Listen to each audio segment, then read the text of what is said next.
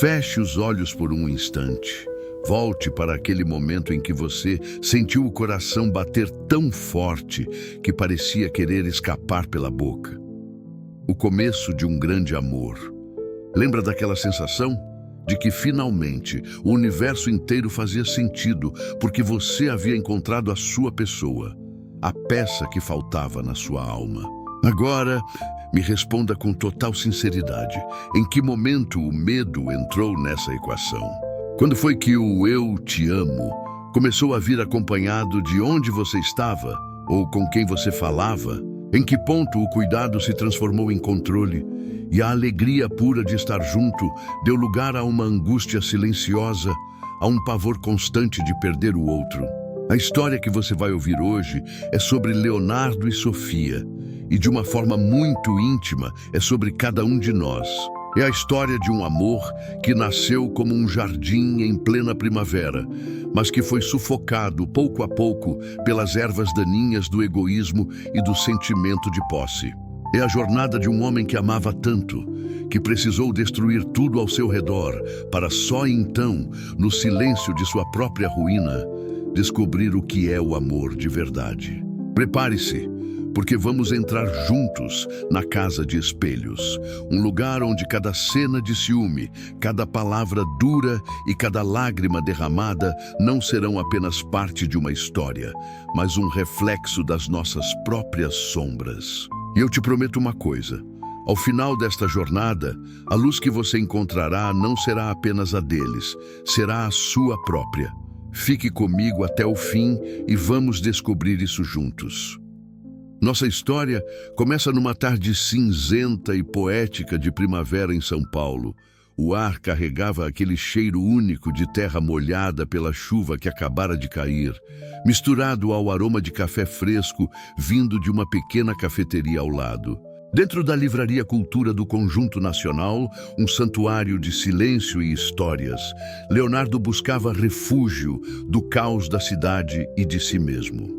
Leonardo era um arquiteto talentoso, um homem de linhas retas e cálculos precisos. Seu mundo era feito de ângulos, estruturas e da lógica fria do concreto. Aos 32 anos, ele havia construído uma carreira sólida, mas sua vida pessoal era um projeto inacabado, um espaço vazio esperando para ser preenchido. Ele caminhava pela seção de artes, não por interesse genuíno, mas porque o silêncio ali era mais denso. Foi quando a viu. Sofia estava sentada no chão, de pernas cruzadas, completamente absorta em um livro de fotografias. Usava um vestido de tecido leve e florido, que parecia uma afronta alegre ao dia cinzento lá fora. Seus cabelos cacheados formavam uma auréola indisciplinada ao redor de seu rosto concentrado. Ela sentiu o olhar dele e levantou a cabeça. Seus olhos, de um castanho profundo, não demonstraram surpresa, mas uma curiosidade serena. E então ela sorriu. Não foi um sorriso largo, mas um leve curvar de lábios que, para Leonardo, pareceu iluminar todo o corredor.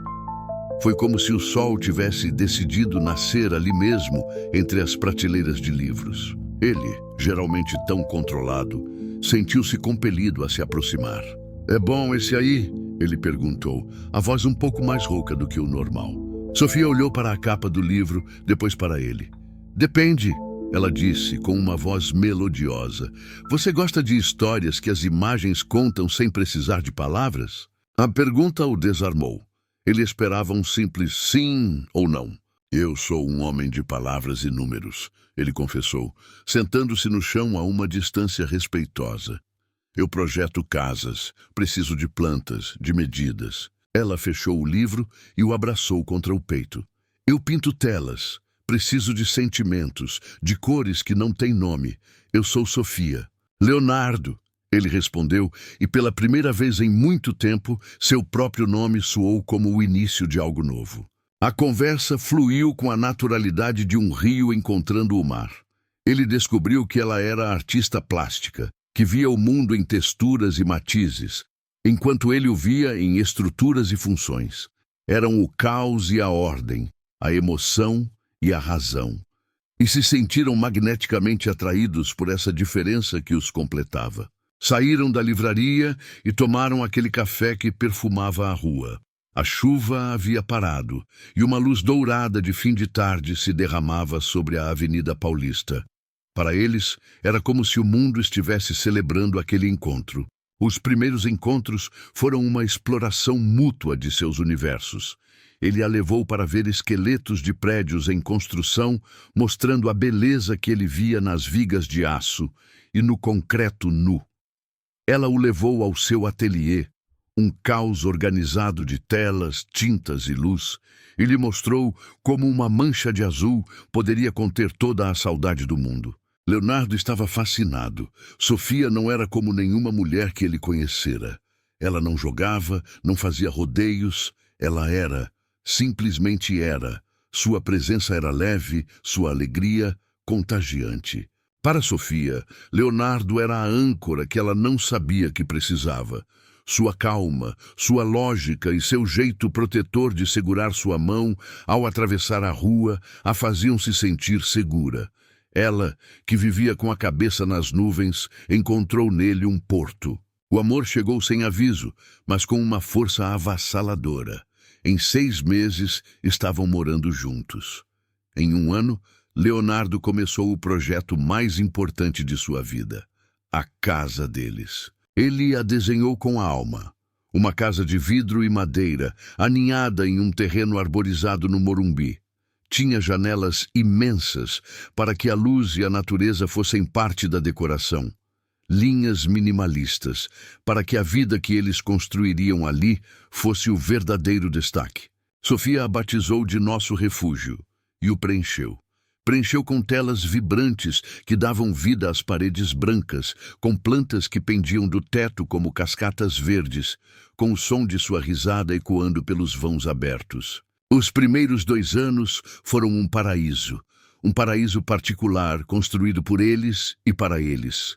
Convidavam os amigos para jantares regados a vinho e conversas que varavam a noite. Faziam amor sob a luz da lua, que invadia o quarto através do teto de vidro. Viajavam para praias desertas e cidades históricas, colecionando memórias e sonhos. Para todos que os viam de fora, eles eram a personificação do amor bem-sucedido. O casal que fazia até os mais céticos acreditarem em almas gêmeas. E, de fato, eles se amavam. Mas havia uma fissura sutil na fundação daquele paraíso, uma rachadura quase invisível que começava no coração de Leonardo. Ele, que nunca se sentira verdadeiramente em casa em lugar nenhum, encontrou em Sofia seu lar. Mas com esse sentimento veio um outro, mais sombrio e possessivo. À noite, ele a observava dormir, a respiração suave, o rosto sereno. E um pensamento como uma sombra se infiltrava em sua mente. Ela é minha paz, meu equilíbrio. Tudo o que eu sou de bom, eu sou por causa dela. Se eu a perder, eu perco a mim mesmo. Eu não posso, em hipótese alguma, perdê-la. Esse pensamento era um sussurro no início, mas logo se tornaria um grito.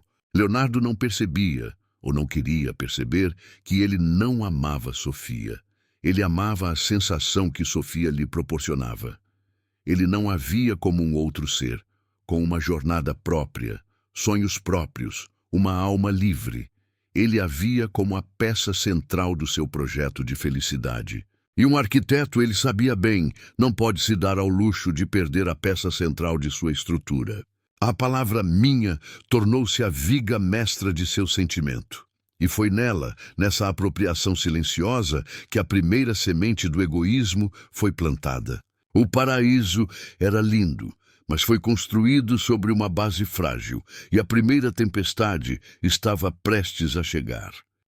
O primeiro sinal de que a estrutura do paraíso não era tão sólida quanto parecia veio de forma sutil, disfarçado de uma conversa trivial em um jantar com amigos. A casa estava cheia. Ricardo, o melhor amigo de Leonardo desde a faculdade, e sua esposa, Clara.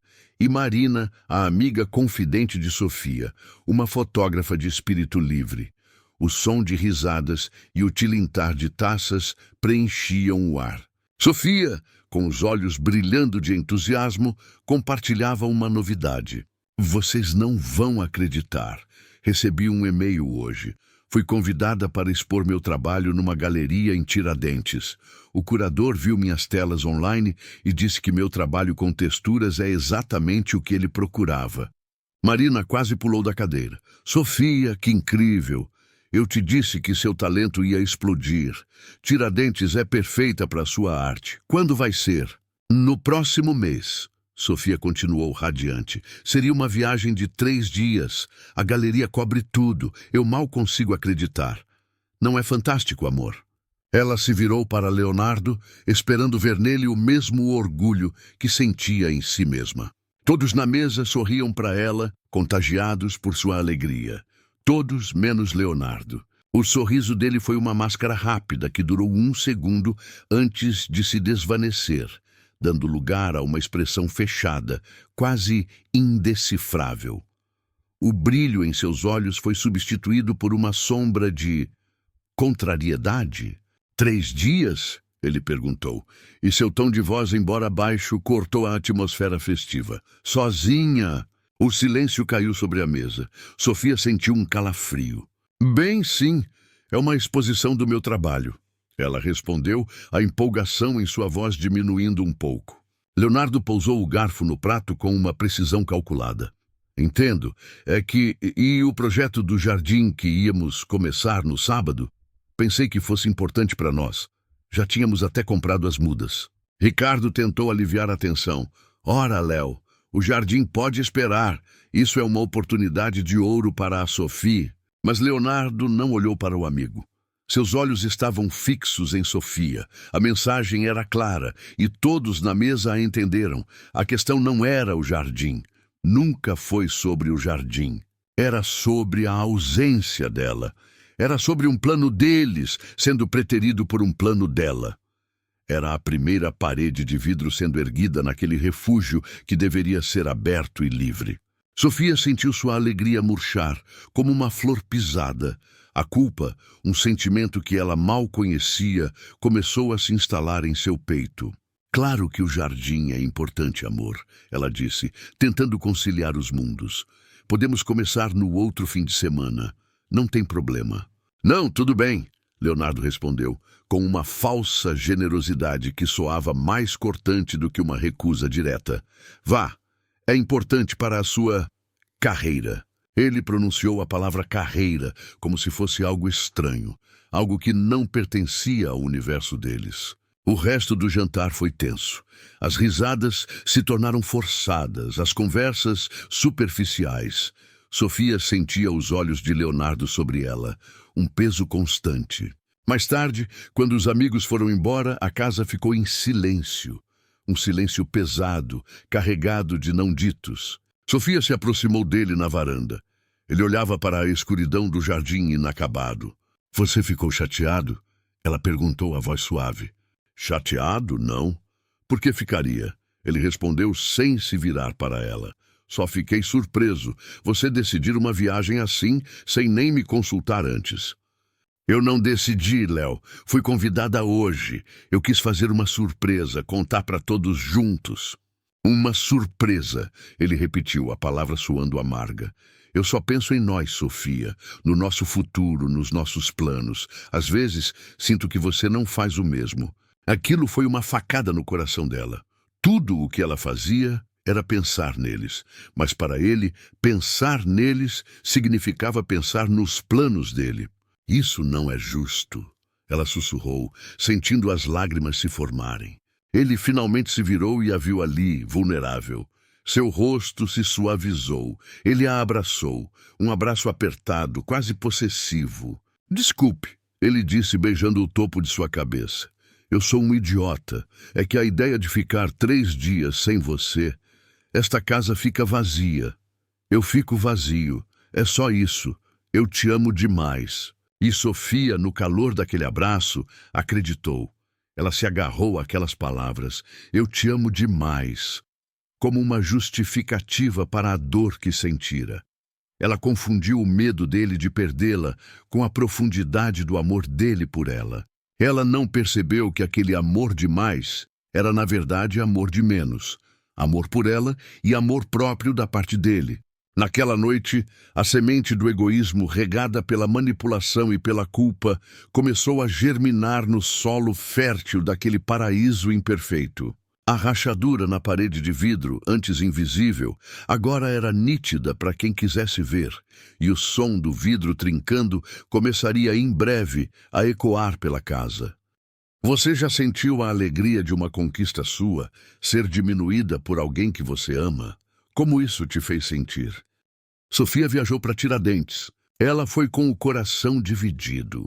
Por um lado, a excitação de ver seu trabalho reconhecido, de respirar o ar artístico da cidade histórica. Por outro, o peso da desaprovação silenciosa de Leonardo. Para ele, aqueles 3 dias foram uma descida a um inferno particular. A casa, antes o refúgio, tornou-se um mausoléu frio e silencioso. Cada canto, cada objeto parecia gritar a ausência dela. O silêncio era ensurdecedor. Leonardo, o homem da lógica e do controle, perdeu o controle de si mesmo. A ansiedade o consumia. Ele ligava para ela a cada 2 horas. Oi, amor, chegou bem? Sim, Léo, o hotel é lindo. 2 horas depois. Oi, só para saber o que está fazendo. Estou na galeria montando a exposição. Mais 2 horas. Está com quem aí? Com o curador, o Sr. Almeida, e a assistente dele. Ele é legal com você? Léo, ele é um senhor de 60 anos. E sim, é muito profissional. As ligações continuavam, cada uma com um tom mais inquisidor. Não era cuidado, era vigilância. Era uma tentativa desesperada de se fazer presente, de marcar território, mesmo a quilômetros de distância. Sofia, tentando ser paciente, atendia a todas as chamadas, mas a cada toque do telefone sentia um nó no estômago. A alegria de sua conquista estava sendo manchada pela insegurança dele. À noite, ela saía para jantar com outros artistas. Leonardo ficava remoendo pensamentos sombrios. Imaginava-a sorrindo para outro homem, sendo encantadora como só ela sabia ser. O ciúme, um monstro que ele mantinha adormecido, despertava faminto. Quando ela finalmente voltou no domingo à noite, estava exausta, mas radiante. A exposição havia sido um sucesso absoluto. Ela vendeu 3 telas e recebeu um convite para outra mostra, no Rio de Janeiro. Ela entrou em casa, ansiosa para compartilhar tudo com ele, esperando que ele finalmente ficasse feliz por ela. Encontrou-o na sala, sentado no escuro, com um copo de uísque na mão. A atmosfera era gélida. Oi, amor. Voltei, ela disse, tentando soar animada. Percebi, ele respondeu sem olhá-la. O sorriso dela morreu. Aconteceu alguma coisa? Não, nada. Apenas uma casa silenciosa e um fim de semana solitário. Mas não se preocupe comigo. Como foi a sua viagem de negócios? Ele usou o termo viagem de negócios, com um sarcasmo cruel. Foi maravilhosa, Léo. Você não vai acreditar, eu vendi. Ela começou. Que bom para você, Sofia. Ele a interrompeu levantando-se. Fico feliz que você esteja realizando seus sonhos. Ele caminhou em direção ao quarto, deixando-a sozinha na sala escura. Aquela foi a primeira vez que ele a puniu com o silêncio. Um silêncio gélido, cortante, que doía mais do que qualquer grito. Ela o seguiu até o quarto. Por que você está agindo assim? Eu não fiz nada de errado. Não, claro que não, ele disse tirando a camisa. Você apenas me mostrou quais são as suas prioridades. E claramente eu não estou no topo da lista. E ali estava de novo a manipulação, a culpa. Naquela noite, eles dormiram de costas um para o outro. Um abismo de silêncio entre eles na cama que antes era um ninho de amor. E Sofia, por medo de alargar ainda mais aquele abismo, por amá-lo tanto, por acreditar que aquele era um amor pelo qual valia a pena lutar, começou a ceder. Começou a se apagar. Semanas depois, quando a Galeria do Rio de Janeiro ligou para confirmar sua participação, ela hesitou. Lembrou-se do rosto amargo de Leonardo, do silêncio punitivo. E com o coração apertado, ela recusou. Um imprevisto familiar, ela mentiu. O imprevisto era o medo.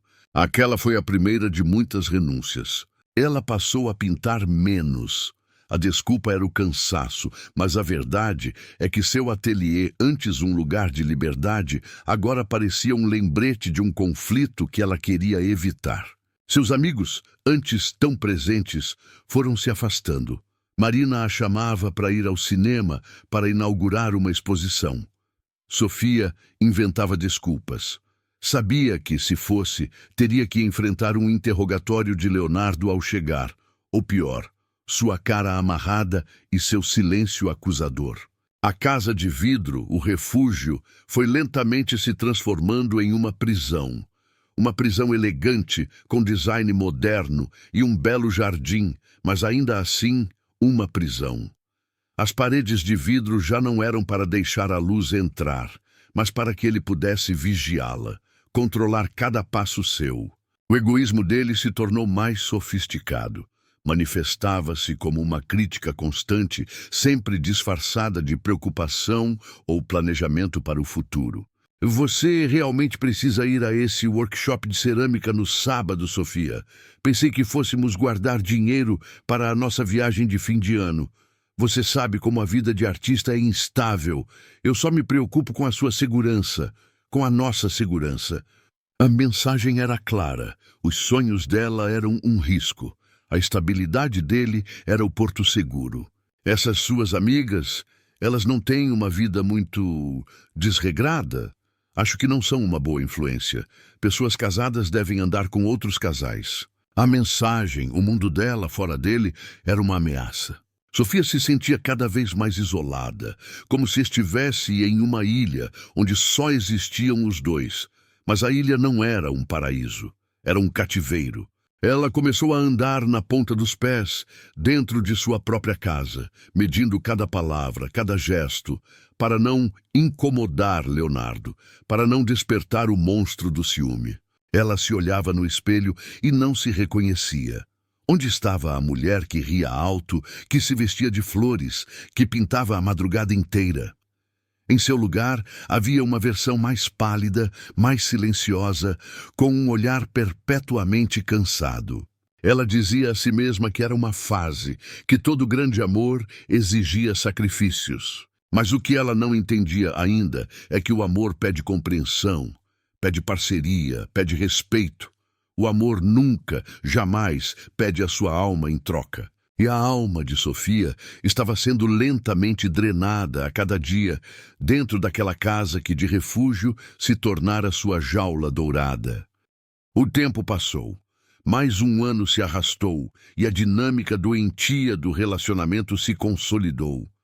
A casa, antes um projeto de amor, havia se tornado oficialmente uma casa de espelhos. Não eram espelhos comuns, eram espelhos distorcidos, cruéis. Para onde quer que Sofia olhasse, ela via o reflexo do descontentamento de Leonardo. Se ela sorria ao telefone com sua mãe, o espelho mostrava uma mulher que era mais feliz com os outros do que com ele. Se ela se arrumava um pouco mais para sair, o espelho refletia uma mulher que estava se enfeitando para atrair outros olhares. E para onde Leonardo olhava, ele via apenas o reflexo de seu maior pavor, o de ser abandonado. Ele já não via mais Sofia, a artista vibrante, a mulher de alma livre.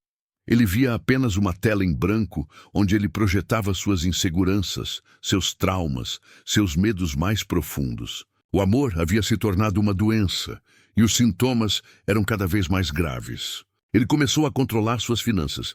É mais prático termos uma conta conjunta, amor. Eu administro tudo. Você não precisa se preocupar com boletos e impostos. A preocupação, na verdade, era uma forma de controlar a independência financeira dela. Ele criticava suas amizades abertamente. Marina, a fotógrafa, tornou-se o alvo principal. Essa sua amiga vive viajando, saindo toda noite. Ela não quer o seu bem, Sofia.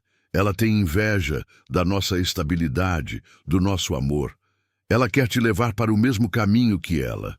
Ele estava isolando-a, cortando seus laços, garantindo que ele fosse seu único ponto de referência, seu único mundo. O ciúme tornou-se patológico. Certa vez, em uma festa da empresa dele, um colega de trabalho elogiou uma das telas de Sofia, que estava exposta na sala deles. Sua esposa é incrivelmente talentosa, Léo, disse o homem. Sofia sorriu, agradecida. Mas Leonardo viu aquilo como uma afronta, viu o colega dando em cima dela. No caminho de volta para casa, o silêncio no carro era denso. Você gostou, não é? Ele disse de repente. Gostei de quê, Léo? Dos elogios do Marcos, da atenção dele. Vi o jeito que você sorriu para ele. Ele elogiou o meu trabalho. Eu fui educada. Pelo amor de Deus, Leonardo. Não me venha com essa, Sofia. Você adora ser o centro das atenções. Adora seduzir os outros com esse seu jeito de artista livre. A discussão escalou. Pela primeira vez, ele levantou a voz de uma forma assustadora. Ela se encolheu no banco do carro, o coração batendo descontroladamente. Naquela noite, ela chorou até dormir. E em seu choro havia a dor da injustiça, mas também a semente de uma nova percepção. Ela começou a perceber que o problema não era ela. O problema não eram suas roupas, seus amigos, seu sorriso. O problema era ele, era a doença que o consumia e que estava contaminando tudo ao redor. Ela tentou conversar, tentou argumentar. Léo, nós precisamos de ajuda. Seu ciúme não é normal. Isso não é amor. Não é amor? Ele riu, uma risada sem humor. Eu larguei tudo por você, Sofia. Minha vida gira em torno de você. Eu cuido de tudo para você não se preocupar. E você me diz que isso não é amor? O problema é que você não sabe o que é um amor de verdade, um amor que protege, que cuida. Ele distorcia a realidade de uma forma tão convincente que às vezes ela mesma duvidava de sua própria sanidade. Será que eu sou ingrata? Será que ele está certo e eu não sei reconhecer o cuidado dele? Essa era a natureza da casa de espelhos. Ela a fazia duvidar de si mesma, a fazia questionar sua própria percepção da realidade. O ateliê de Sofia acumulava poeira. As telas em branco eram um testemunho silencioso de sua alma aprisionada. Como ela poderia pintar a beleza do mundo se seu próprio mundo havia se tornado tão feio e restrito? A mulher vibrante estava desaparecendo, dando lugar a uma sombra assustada. Mas até mesmo na noite mais escura, uma pequena fresta de luz pode surgir. E a luz de Sofia, embora fraca, ainda não havia se apagado completamente. Ela começou a fazer pequenas coisas, em segredo. Começou a escrever um diário onde desabafava todo o seu sufocamento. Começou a ler livros de psicologia sobre relacionamentos abusivos e dependência emocional. E em cada página que lia, ela se reconhecia. Ela via Leonardo.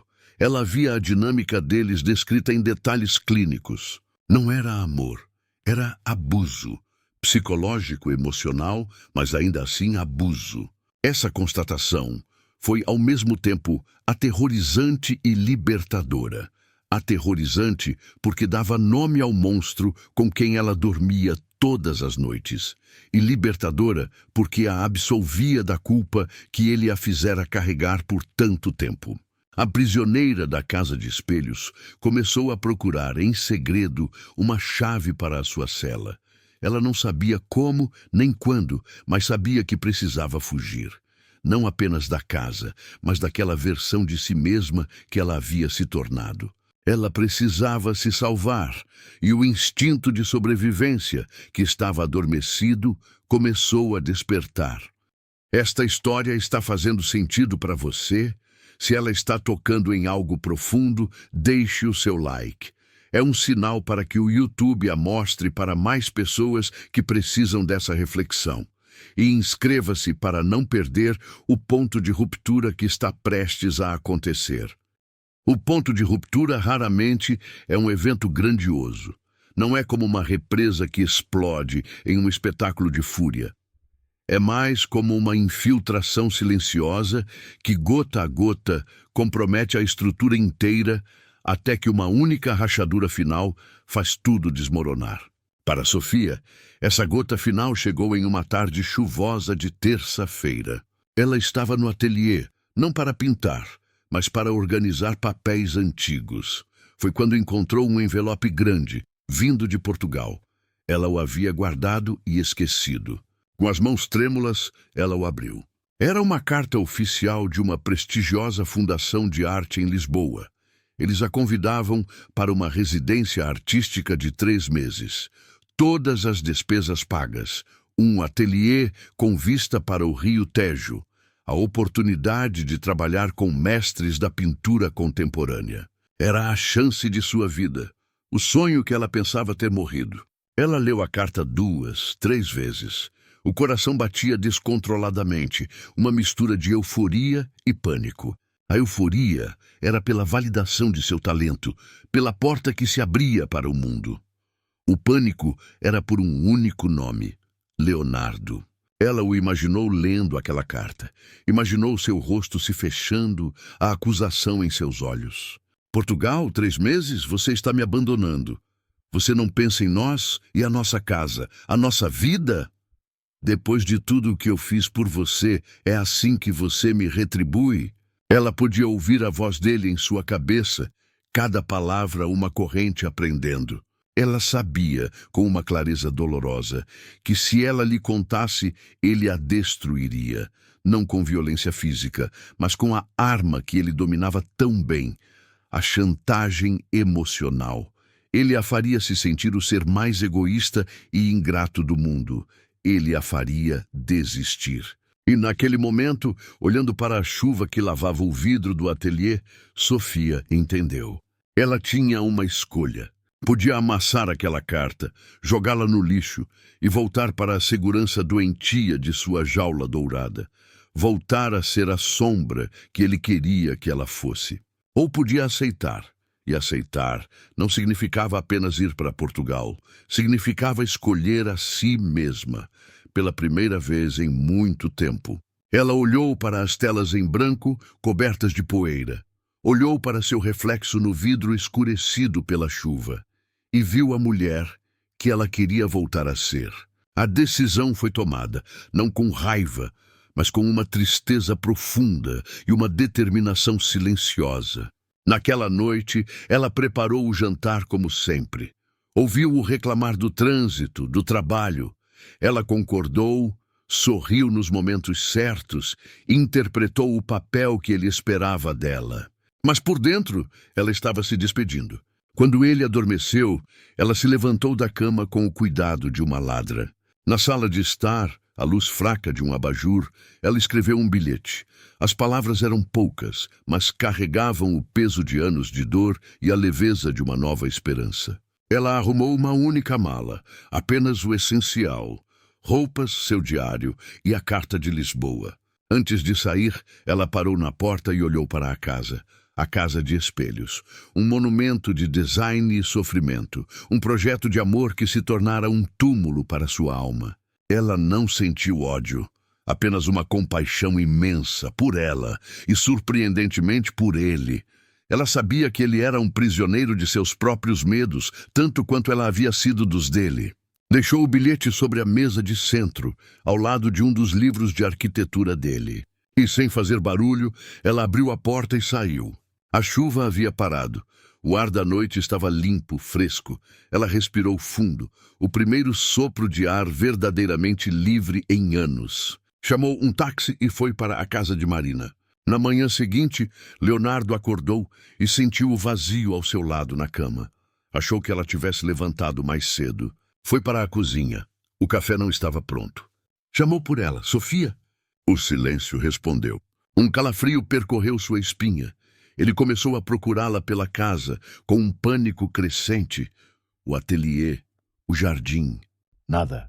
Foi quando ele viu o bilhete na sala. Com as mãos trêmulas, ele o pegou. A caligrafia dela, tão familiar, agora parecia a de uma estranha.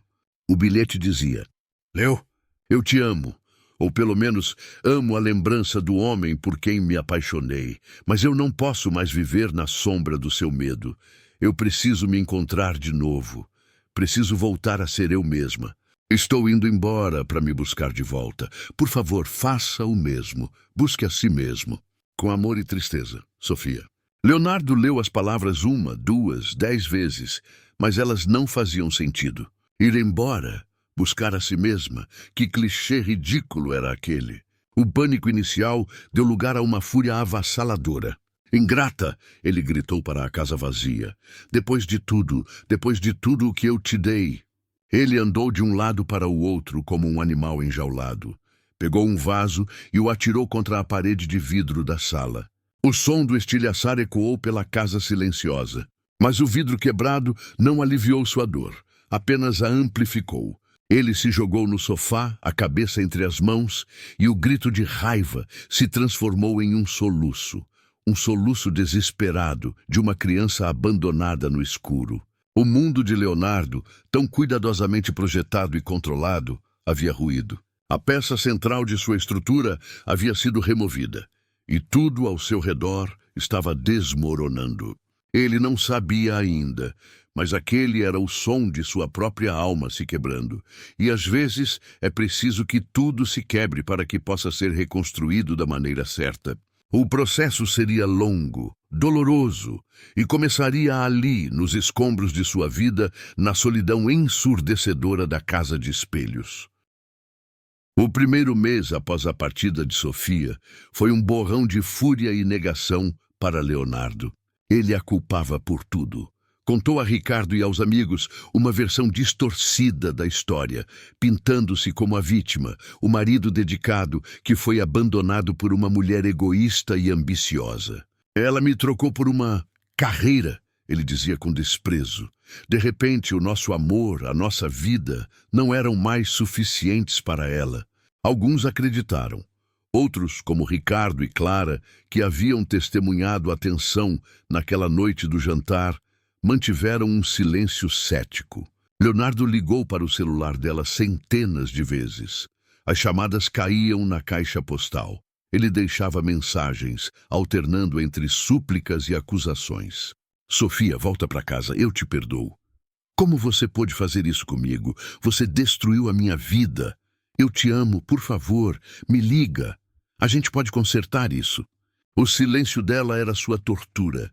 Ele a imaginava em Lisboa, livre, feliz, sem ele.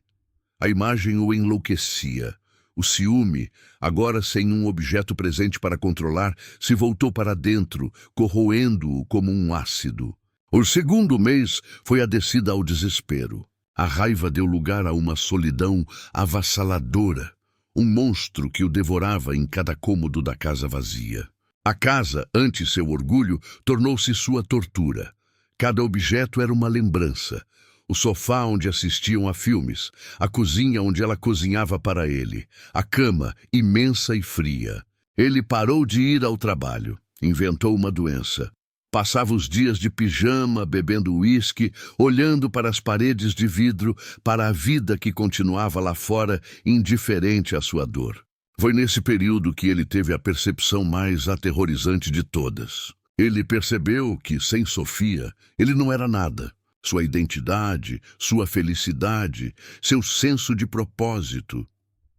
Tudo estava ancorado nela. Ele não havia construído uma vida com ela. Ele havia construído sua vida em cima dela.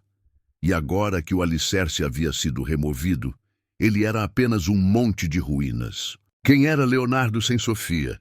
Ele não sabia, e o pavor dessa pergunta o paralisou. Ele emagreceu. Sua aparência, antes impecável, tornou-se desleixada.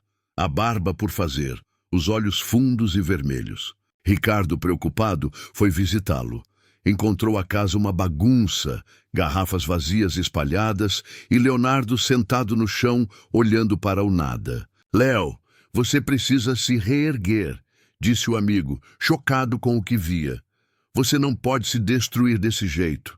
«Ela me destruiu, Rica», Leonardo sussurrou. «Ela levou tudo de mim».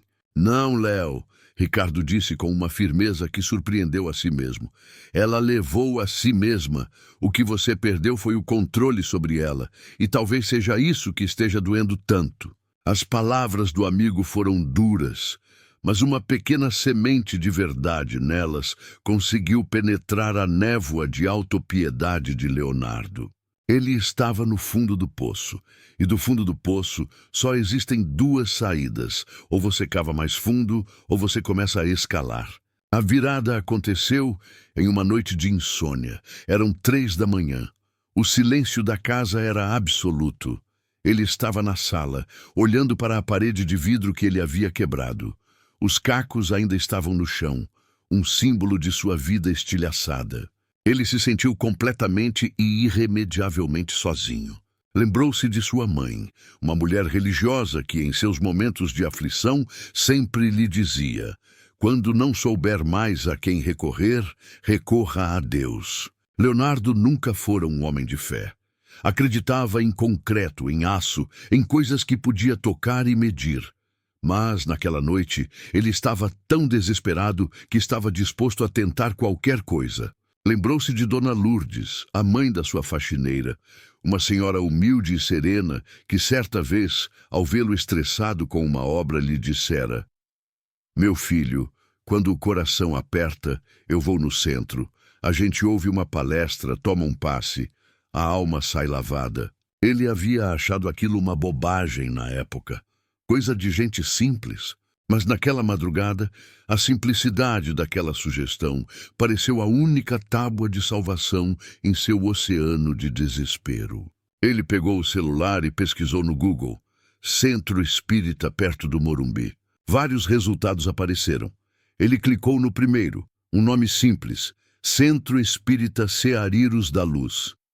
Viu que haveria uma palestra pública na noite seguinte. O tema: Amor e apego, as diferenças que libertam ou aprisionam. O título o atingiu como um soco. Parecia falar diretamente com ele. Pela primeira vez em semanas, ele sentiu algo além de raiva e dor. Sentiu uma faísca de curiosidade, esperança. Ele não sabia o que era, mas se agarrou àquela sensação. Na manhã seguinte, ele se levantou, tomou um banho, fez a barba. Juntou os cacos de vidro do chão com cuidado. Ele não estava curado, estava longe disso, mas havia tomado uma decisão, a decisão de parar de cavar e talvez começar a procurar uma escada para sair do buraco. Ele não sabia que aquela simples busca na internet seria o primeiro passo na jornada mais importante de sua vida. Uma jornada para dentro de si mesmo, para encontrar o homem que existia por baixo das ruínas de seus medos. Na noite seguinte, Leonardo dirigiu até o endereço que encontrou na internet. O Centro Espírita Ceariros da Luz era uma casa simples, de muro baixo e portão aberto, em uma rua tranquila. Não havia sinais de ostentação, apenas um jardim bem cuidado na entrada e uma placa discreta. Ele quase desistiu. Sentou-se no carro por 10 minutos, o coração batendo forte. O que ele, um arquiteto cético e bem-sucedido, estava fazendo ali? Aquele ambiente não era o seu. Sentia-se um intruso, um farsante. Mas a lembrança da dor, da solidão da madrugada anterior, o impulsionou para fora do carro. Ele entrou. O interior era igualmente simples. Um salão com cadeiras de plástico enfileiradas, paredes brancas e um pequeno palco com uma mesa e um jarro de flores. O lugar estava cheio, mas o silêncio era respeitoso. Pessoas de todos os tipos, jovens, idosos, famílias inteiras. Ele se sentou no fundo, tentando ficar invisível. Sentia-se desconfortável, exposto. Um senhor de cabelos brancos e sorriso sereno subiu ao palco. Era o palestrante da noite. Ele começou a falar com uma voz calma e firme que parecia preencher todo o ambiente. Boa noite, meus amigos. O tema da nossa reflexão de hoje é um dos mais complexos e talvez um dos mais dolorosos da jornada humana: a diferença entre o amor e o apego. Leonardo sentiu um arrepio. Muitos de nós, continuou o palestrante, passamos a vida inteira acreditando que o apego é uma forma de amor. Acreditamos que o ciúme é prova de cuidado, que a necessidade de controle é zelo, que o medo de perder é a medida da nossa paixão. Mas a doutrina espírita, a doutrina consoladora, vem nos esclarecer. vem nos dizer que o apego, na verdade, é a manifestação do nosso egoísmo. É o reflexo de nossos próprios vazios. Cada palavra era como um bisturi, cortando as camadas de negação e autopiedade de Leonardo. Nós buscamos no outro a cura para nossas próprias feridas. Queremos que o outro nos complete, que nos traga a felicidade que não conseguimos construir sozinhos. E por isso nos apegamos a ele como um náufrago se apega a um pedaço de madeira. Temos pavor de soltá-lo, pois acreditamos que sem ele afundaremos. Mas a verdade, meus irmãos, é que somos espíritos imortais. Somos, em nossa essência, seres completos, centelhas divinas. Ninguém pode nos completar. O outro não é a nossa metade. É um companheiro de jornada, outro espírito imortal, com suas próprias lições a aprender, sua própria bagagem. O sofrimento vem quando tentamos acorrentar nosso companheiro à nossa bagagem. Vem quando dizemos, eu não vivo sem você, porque isso não é uma declaração de amor, mas uma confissão de nossa própria fragilidade. O verdadeiro amor, o amor que liberta, não diz, fique por mim. Ele diz, voe, e eu estarei aqui, aplaudindo o seu voo, mesmo que seja para longe de mim. O verdadeiro amor entende que as almas não são propriedades. Elas se encontram por afinidade para aprenderem juntas. E às vezes, a maior prova de amor é permitir que o outro siga o seu caminho. Leonardo sentia as lágrimas escorrendo por seu rosto, mas não fez nenhum esforço para contê-las. Ele não estava ouvindo uma palestra, estava ouvindo a autópsia de seu relacionamento com Sofia, a descrição precisa, clínica, da doença que ele chamava de amor. O palestrante continuou, falando sobre reencarnação, sobre como os medos e apegos desta vida são muitas vezes ecos de outras existências, de dívidas e lições que trazemos na bagagem espiritual. O egoísmo, disse o Senhor, é a herança de nosso passado evolutivo, de vidas onde aprendemos a lutar por poder, por território, por posse. A grande lição desta existência, para muitos de nós, é desaprender essa lição, é aprender a amar em liberdade. Ao final da palestra, as luzes se tornaram mais suaves e uma música instrumental começou a tocar. As pessoas foram convidadas a receber o passe, uma transmissão de energias. Leonardo ficou sentado, paralisado. Tudo o que ele acreditava sobre o amor, sobre si mesmo, havia sido virado de cabeça para baixo. Pela primeira vez, ele viu Sofia não como a mulher que o abandonou, mas como um pássaro que ele havia tentado manter em uma gaiola. Ela não fugiu dele. Ela fugiu da gaiola. Pela primeira vez, o espelho da casa de espelhos refletia não o seu medo, mas a sua verdade nua e crua. Ele era o egoísta. Ele era o doente. Ele era o responsável pela ruína de seu próprio paraíso. Essa constatação não foi suave. Foi brutal. Mas por baixo da dor havia um estranho alívio. O alívio de finalmente entender. Ele voltou para casa naquela noite sentindo-se esgotado, como se tivesse passado por uma cirurgia espiritual. Na semana seguinte, ele voltou ao centro, e na outra, e na outra. Começou a ler os livros que o palestrante indicava. O Evangelho segundo o Espiritismo, o Livro dos Espíritos. Devorava os conceitos de reforma íntima, de lei de causa e efeito, de caridade. Ele entendeu que seu medo pânico de abandono não nasceu com Sofia. Era uma ferida antiga de sua alma, uma chaga que ele carregava talvez por séculos. Sofia não foi a causa de sua dor. Ela foi o instrumento, o gatilho que a providência divina usou para que ele finalmente olhasse para dentro, para a sua própria escuridão. Ele não estava buscando uma cura para ter Sofia de volta. Ele percebeu que a jornada era outra.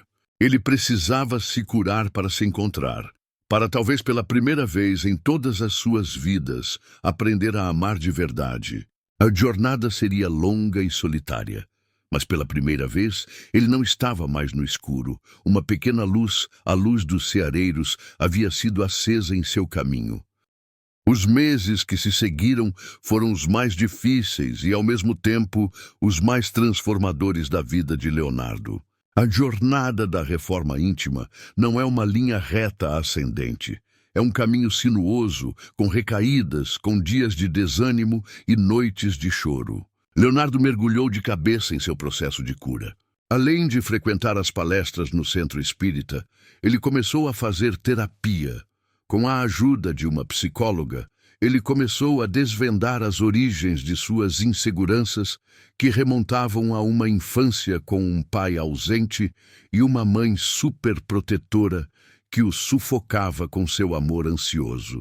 Ele entendeu que sempre buscou nos relacionamentos uma segurança que nunca teve. Ele não procurava uma parceira, procurava uma salvadora e depositava nela um fardo que ninguém deveria carregar.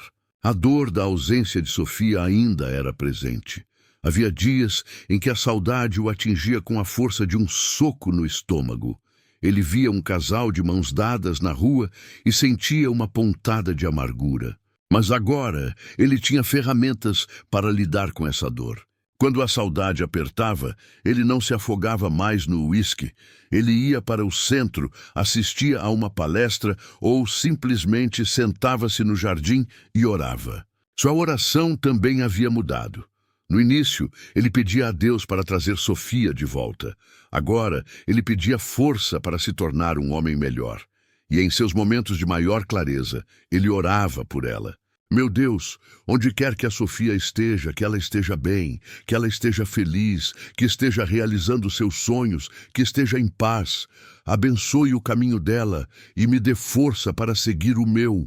Essa mudança de foco do eu quero para o eu desejo o seu bem foi revolucionária. Ele decidiu que precisava mudar sua relação com a casa de espelhos.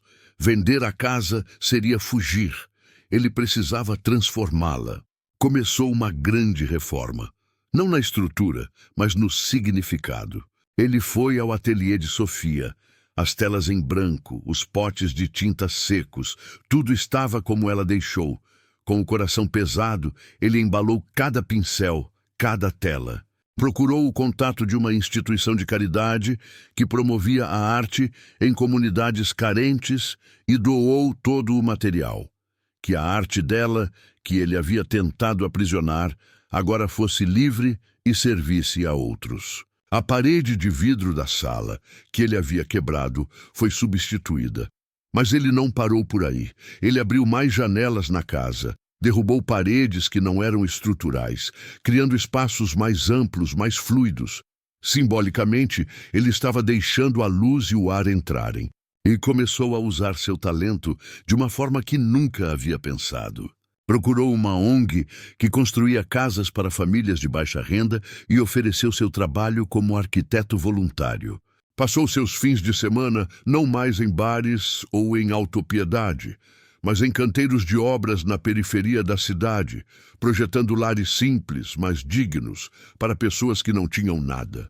Ele conversava com as famílias, ouvia suas histórias, seus sonhos, e ao ajudar a construir os lares delas, ele estava, tijolo por tijolo, reconstruindo a si mesmo. O vazio em seu peito, que ele tentava desesperadamente preencher com o amor de Sofia, começou a ser preenchido por um sentimento novo. Um sentimento de propósito, de utilidade, de conexão com algo maior que ele mesmo. Ele estava se curando. Estava se tornando o homem que deveria ser. Não para reconquistar Sofia, mas para se reconquistar, para finalmente fazer as pazes com o reflexo que via no espelho. Cerca de 1 ano após a partida de Sofia, ele soube, através de Marina, com quem ele havia se desculpado e reatado uma amizade respeitosa, que Sofia estava voltando ao Brasil. A notícia o atingiu de uma forma inesperada. Seu coração disparou sim, mas não era a ansiedade da posse, a urgência de tê-la de volta. Era uma serena, genuína e profunda vontade de vê-la, de saber que ela estava bem e de lhe desejar o bem, olhando em seus olhos. Ele pegou o telefone e, com as mãos firmes, sem a tremedeira da insegurança de antes, ele lhe enviou uma mensagem. Oi, Sofia. Fiquei sabendo que você está de volta. Espero que tenha sido uma experiência incrível. Gostaria de te convidar para tomar um café, se você quiser, para conversarmos, sem expectativas, apenas para celebrar os novos caminhos. Um abraço, Leonardo. Ele enviou a mensagem e sentiu paz. Independentemente da resposta dela, ele estava em paz. A resposta chegou algumas horas depois. Oi, Léo, eu adoraria. Que tal na livraria onde tudo começou?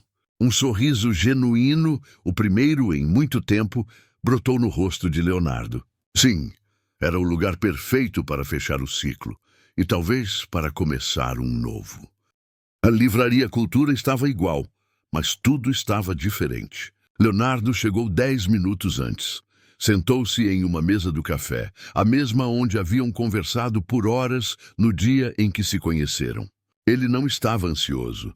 Estava calmo, centrado, observava as pessoas passando, os livros nas prateleiras. Sentia-se parte daquele fluxo de vida, não mais um observador amargurado. Então ele a viu entrar. Sofia estava diferente.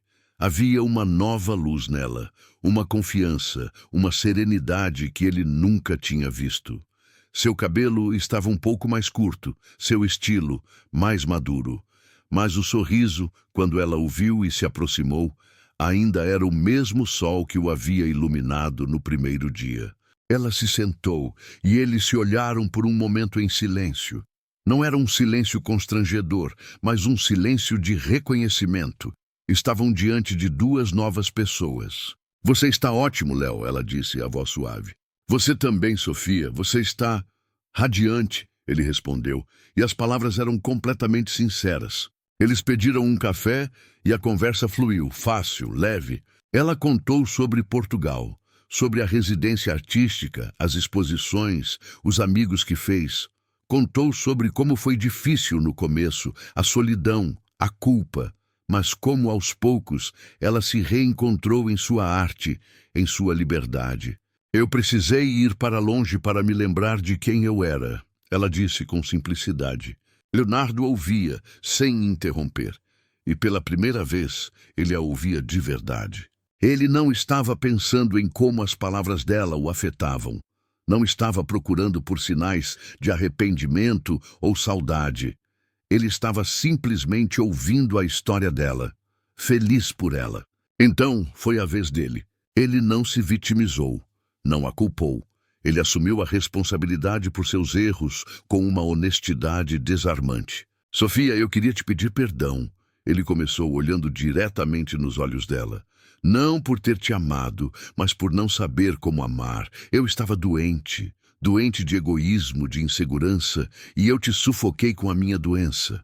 A nossa casa, ele continuou com a voz embargada, eu a transformei em uma prisão para você, em uma casa de espelhos que só refletia os meus medos.